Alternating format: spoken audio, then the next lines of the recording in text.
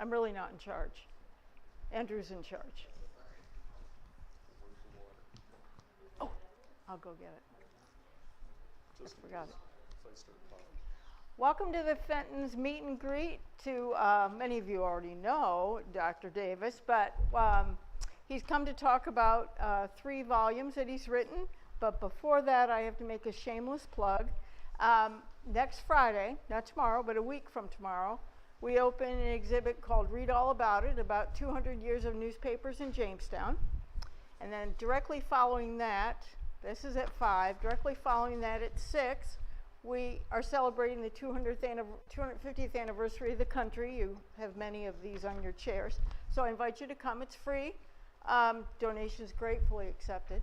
So we'll have live music. Mike Rowland, the city historian, will be speaking about our connection to 250 years ago.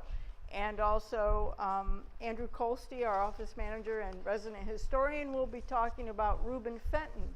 Because Reuben Fenton, Governor Reuben Fenton, who's standing right behind you back there, he will celebrate his birthday on the 4th of July. So we're going to have an ice cream social in honor of all of that. So you're all welcome to come. So today, you're here to learn about the books. And I have to tell you, sadly, the books are not available to buy today, but I need you to sign up for them.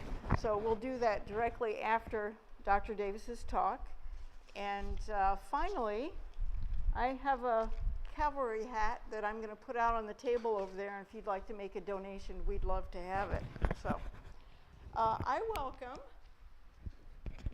Dr. Ed Davis, who's been hanging around the area for most of his life, I guess. Would have loved to have probably been a historian, but he had to, make a living, so he went into the medical profession. And he lived here. He was busy here as a volunteer back in the 90s. To the 2000s, until they left. He and Claire, and his lovely wife Claire, dragged him here in the late 80s when she came to help make tassels for our restored drawing room. And then she also sat on the board and was board president. And of course, he couldn't stay home when all that was happening, so he would come and do things too. That's right. So we're very welcome to have. We're very happy to have you here. Chat away. I'm glad to be here. I'm glad that the Fenton has agreed to publish my books. I've worked on them for quite a while. Let's see if I can get this working right.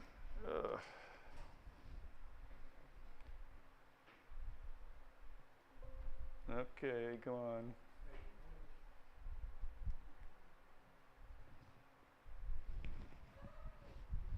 Well, we'll do it the old-fashioned way. Andrew.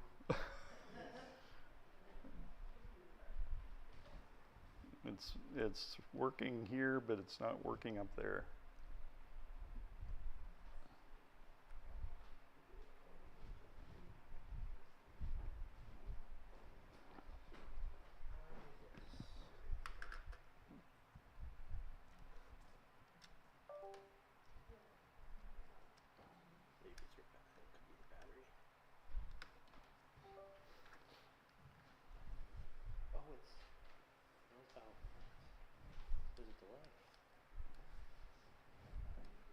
It's moving in there. Well, I'll talk for a few minutes. I've always been fascinated with local history. Thank you. Wherever I've been, I grew up in Rochester, Pennsylvania, which is in Beaver County. It's on the northernmost bend of the Ohio River. My grandfather was secretary of glass company, the H.C. Fry Glass Company, for 30 years. H.C. Fry was one of the major developers of Point Chautauqua. We rented a cottage there for a number of years. I was 2 months old when we first stayed there. We rented from a woman by the name of Mabel Kendall, who was H.C. Fry's daughter and who had a steam yacht named for her in the 1880s. I wrote they keep calling me an author. I'm not really an author. I'm I collect newspaper articles and put them together in a book. I didn't write any of the articles. I don't know who wrote them because they never were identified except for 3 specific people, and I'll mention them later. I found that matching articles and photographs was a great way to get your name on a book without doing a whole lot of work. Well, that's not true. It was a lot of work. I would take Tuesdays as my day off. I'd make rounds. I'd sign off any patients to my partner, Pat Collins. I'd do any charts that needed to be done. Then I'd head off to the Prendergast Library and start reading newspapers. Usually Helen Ebersol was sitting beside me working on her projects. I would take them home, especially on winter weekends. I'd type them up and save them on those wonderful floppy disks that were going to be around forever. And luckily, I also copied them, or printed them out and put them in folders, so when floppy disks were no longer usable, I at least had the paper, the type paper, and they sat in the file drawer for years. During COVID, I started working on my Fry series, and then I started typing up the steamboat articles. That's good. Okay. Get that over there. We have quite a collection of photographs at home that were stereoscope photographs, and I'll get into that a little later. We have about 185 of Chautauqua Lake stereo views. When I decided to go full steam, oh, no pun. When I decided to go full steam ahead with the steamboat books, came up here and rated the photo files and found some absolutely tremendous photographs. A lot of them, because I had typed the articles in, I was familiar with the boat, so I could pick out appropriate photographs to go with the articles. I went over to the Chautauqua County Historical Society and went through their photographs. The director brought out this box full of passes for the steamboats from the 1870s, well, 1860s, 70s, and 80s. Chautauqua Institution Archives, I was able to find things there, several private donors. So there was there's an amazing wealth of information in the area to do this. Okay, let's see if there.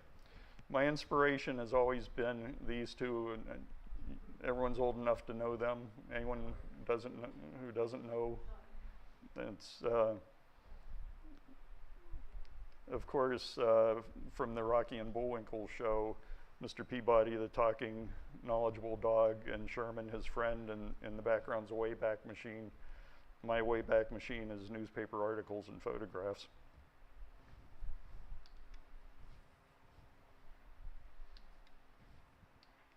Okay, what do I? There, wait there, I'll do it that way. Last Sunday, the 21st, was the 200th anniversary of the first Jamestown newspaper, the Jamestown Journal, which is on the right. I tried to get them in order, but it's a computer. I don't know what else I could do to try to get them in the right order. But that was a daily, or a weekly newspaper from 1826 until I think it was 1841, when it became the Jamestown Daily Journal, Monday through Saturday. 1881, it became an evening journal. It wasn't as hard as it sounds. Well, it was, but you pretty much knew the layout. Page 1 was national news, 2 and 3 were stuff they got off wire services and had nothing to do with Jamestown. One page was almost all ads, and page 4 was the local news. So if you went to page 4 and started reading, that's where you would find the bulk of the information. And actually, by the end of my research, which was 1888, because that's where I was when we moved, it was still a 4-page newspaper, although some of the local stuff was on page 1. They didn't, I don't know when they went to a larger paper, but that worked out pretty well. You found you found lots of good stories. You got to know some of the names and the people, and it really is a time machine. I also had help newspaper-wise with newspapers.com, and if you've ever used that, it's the cheater's way to get newspaper articles. You just stick in a name, hit enter, and all these articles from anywhere anywhere that newspapers.com has the newspapers will come up. San Francisco, New York City, the New York Point Chautauqua appeared in the New York Times Society page several times even. So there's a lot out there. Especially helpful for Bemis, or for the Point, were social columns of the Buffalo papers and the Pittsburgh papers. I think for the Point Chautauqua people who are interested, you're going to find out things about Point Chautauqua that you never thought would have happened there, which is good. Everyone knows what that is? That's the 1950s version of what I'm going to discuss now. I'm going to tell you a little about the photographs, because most of these photographs were based on stereo views.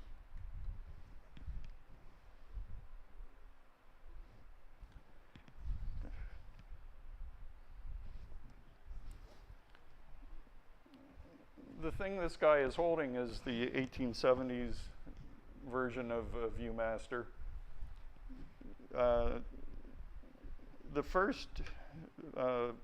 The main photographs that came out first were the daguerreotypes from France. In 1839 they were released. In 1842, two daguerreotype artists, as they were referred to, came to Jamestown, to Harris's Inn, wherever that was, and stayed for 2 weeks, offering to take photographs of citizens or buildings. A couple years later, another group came, and I guess that was a common way to do it. They would just travel the countryside and set up shop and photograph people.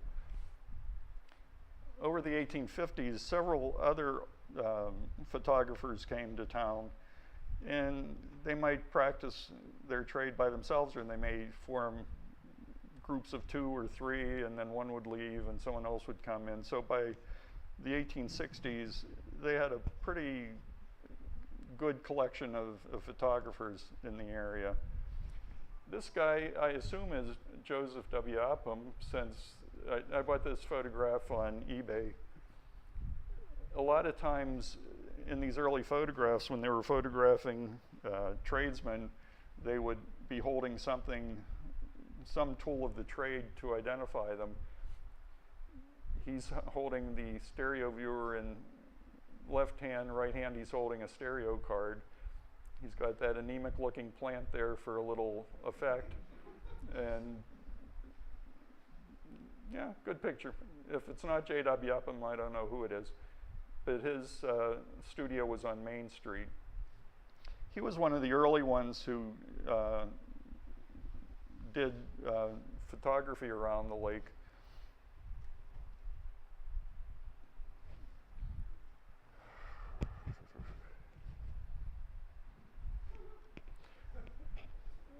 This is a bow-legged stereo photographer, I think probably from the 1890s, and it might be a guy by the name of George Monroe, who is one of the later stereo photographers in the area. He did a lot of, if you've seen any of the Celeron Park views, he did a lot of those.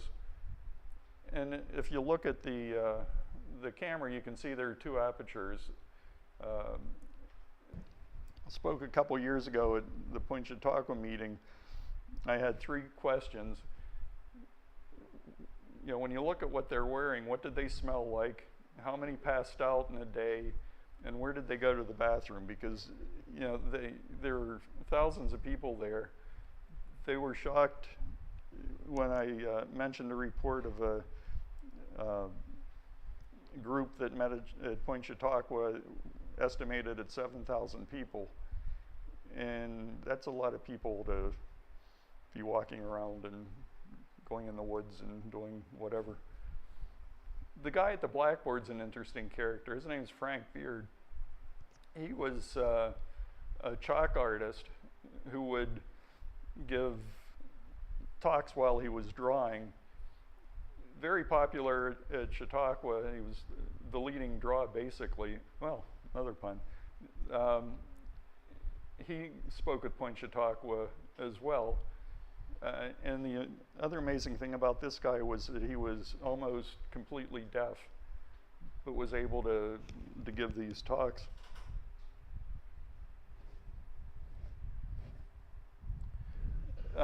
John Mather, I mentioned earlier, he was from Titusville. Titusville played a big role in the party life of Chautauqua Lake in the 1870s. With the oil business down there, there were a lot of millionaires, a lot of guys looking for good times on weekends. So they would hop the train and come up to Jamestown, hop a steamboat.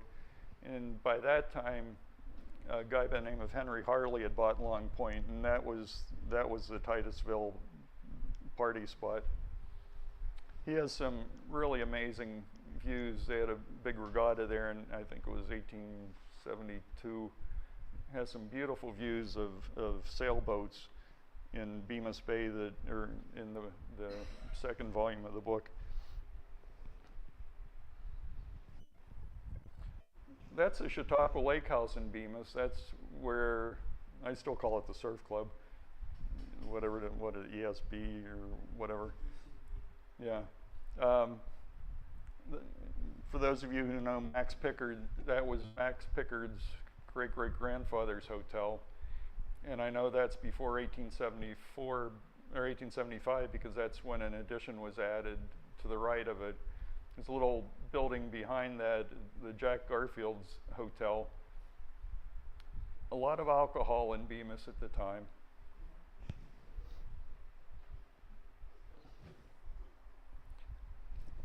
But the king of the Chautauqua Lake stereo views was L.E. Walker, Louis E. Walker of Warsaw, New York. It's a small town in Wyoming County. He ran a stationary bookstore, and on the side he was into stereo photography. You can see a lot of his views, mostly New York and Pennsylvania, but in 1877 he made his first trip to the lake. The Chautauqua newspaper reported that he had put out a series, I think, of 30 stereo views. For the next, well, until 1887, he was a steady resident of Chautauqua. He would come in pretty much late July when the season started and stay through the end of August, and took loads and loads and loads of views.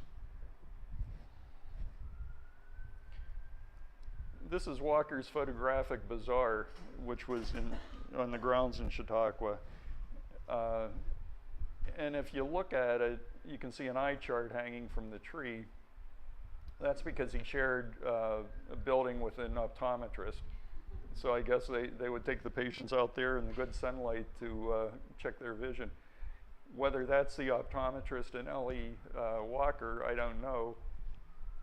Tried to get a photograph of him. I called the Wyoming County Historical Society and got the usual, well, the director isn't here, I'll have her call you back, and I've never heard back from her. And I never found anything online as to what he looked like. One interesting thing I read about him in these photographs is they didn't want a sunny day to take pictures. They wanted a cloudy, overcast day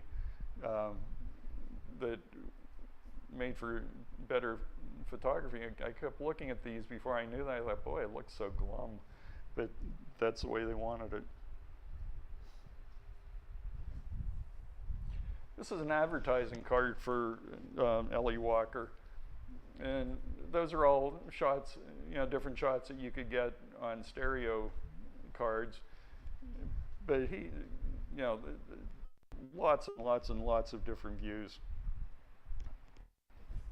They're also a larger format card. They're about a half an inch higher, taller than the standard cards. This is the very first stereo card I ever bought.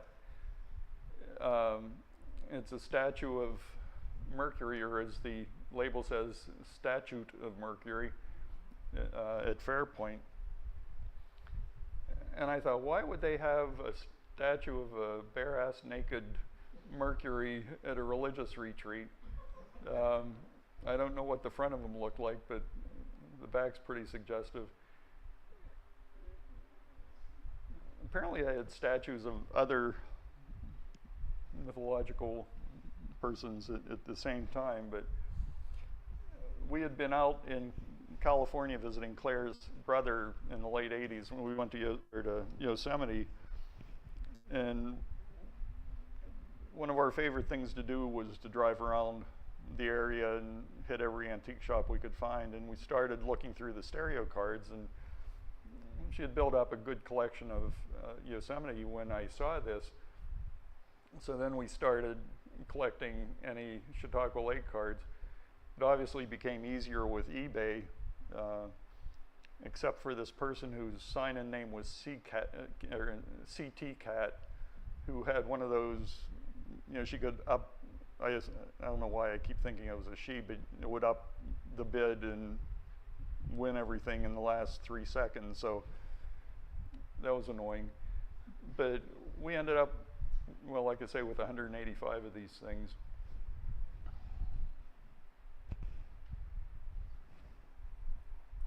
Just another picture of the Chautauqua crowd. I like the lady in the lower to the boat and go to the next stop. When they got to Point Chautauqua, they got off the boat and marched up to the hotel. William Bunn Shattuck, an Ohio railroad guy. And I thought, should I put this in the book or not? But he died in 1911. He was found in a seated position in the bathroom. So got up during the middle of the night, and that was it for Shattuck. His boat was later named the Minnehaha and then the city of Pittsburgh. The article I'm going to read is from August 23rd, 1881. And it was in the Jamestown Evening Journal. It's entitled, "An Accident at Point Chautauqua." Saturday evening, while in a great rush to land from the steamer Moulton at the dock here, Mrs. Gould, who owns a cottage on the grounds, was crowded from the gangplank and fell into the water between the boat and the dock. Professor Eaton of Pittsburgh, seeing her go down, seized the timbers of the dock and let himself go down into the water. Mrs. Gould went down once, but had the presence of mind to hold her breath until she came to the surface, when she seized the professor by the legs with her hands, and, utilizing her teeth, she took a firm hold of his pants with them. It doesn't say where on the pants she took a firm hold. As Mr. Eaton went down after Mrs. Gould, Reverend J.B. Vrooman seized him by the arms and held him with the extra weight of Mrs. G. The two weighed nearly 400 pounds. For some time. When the alarm was first given, the crowd on the dock rushed forward and came near precipitating a dozen on those already in. The crowd was soon cleared away, and by the aid of a small rope and helping hands, Mrs. Gould and the prof were drawn up and safely conveyed to their respective homes, wetter if not wiser than before they received their baths. Reverend Vrooman had a valuable opera glass in his hand when the professor went down, but dropped it suddenly and it went into the water, where it laid until Wednesday morning, when George Litterdale of the China department of the hotel dove and secured it. When will people who come to the lake take thought to bring their common sense with them and exercise it, especially when going on and off the boats? It is almost miraculous that there are not more accidents. Those are the type of articles you'll read in my books. There are some serious ones. There are deaths, there are parties, there's drinking,